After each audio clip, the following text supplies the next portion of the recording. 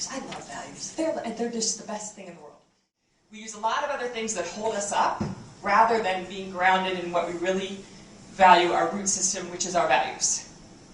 That's what we're going to talk about today, is figuring out what your root system is. Because if you don't know your root system and you don't know what you value, you can't make decisions moving forward. As stuff happens, you don't know which way to go.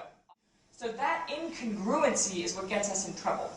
When we're thinking, I should be valuing this, or they value that, or this is what is important. If you're not doing what's important to you moving forward, you won't be able to move forward.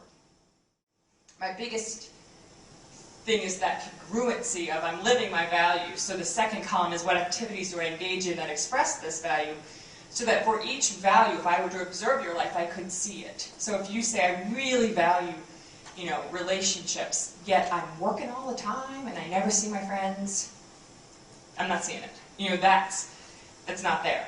So that's not a fault, that's not a negative, that's just a wait a minute, this is something I value and I'm not doing this. So in the third column, what can I add to my life that will put that in there? And these can be tiny. It could be I'm going to meet a friend for coffee and she's going to know I got a half an hour and that's it, so we better max it out. Or I'm going to... And that's where when you start living from your values, you can keep adding in those little rituals, I call them, that will help you get closer. It's not about, I value humor, so I'm going to become a stand-up comedian. It's about I value humor, so how can I add that into my life a little bit more? Does that make sense?